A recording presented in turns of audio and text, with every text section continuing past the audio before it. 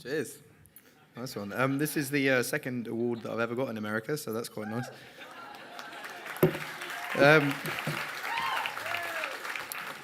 I didn't actually know I was getting an award tonight because I didn't expect one. I was coming here to support the cause. I got an email from Emily about 3 months ago telling me about the thing, and I said, of course I'll turn up. So turning up today and saying you're getting an award is pretty wild, but yeah. I was a very, very, very weird child. Very weird child.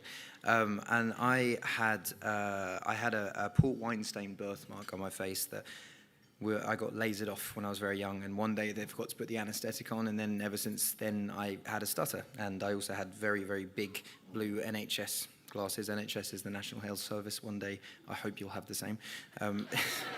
Just saying.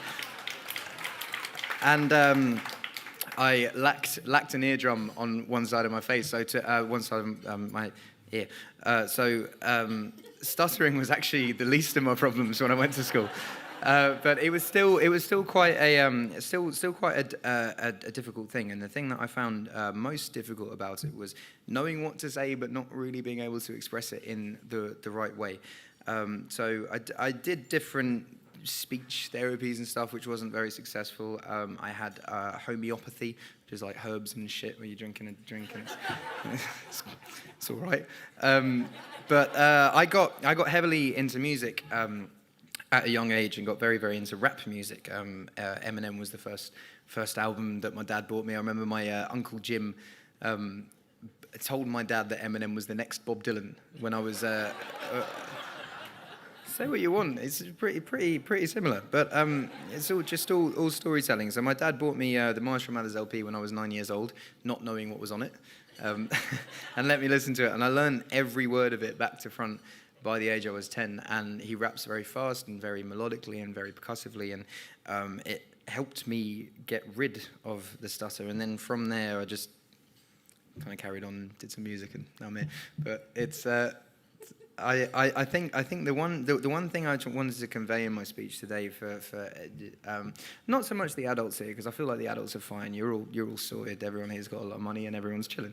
But more the kids that I hear that are going through the therapy, and I want to stress the point that it's not stuttering is not a thing you have to be worried about at all. And even if you have quirks and weirdness, you shouldn't be worried about that. I think the people that I went to school with that were the most normal and were the coolest when we grew up. Like I was telling Emily earlier that one of the cool kids from school now does my plumbing. So that's a fact. That's a fact. So being sorry.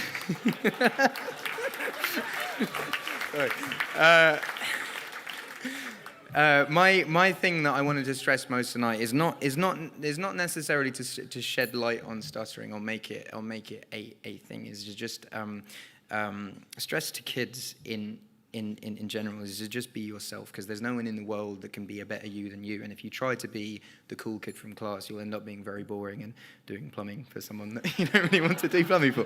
It's just be yourself, embrace your quirks. Being weird is a wonderful thing.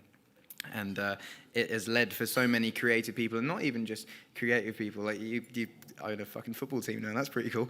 But I think I'm not very good at speeches. I don't do a lot of speeches, but I think the one thing I want to say is be yourself, embrace your quirks, embrace your weirdness, and from a stuttering point of view, don't treat it as an issue.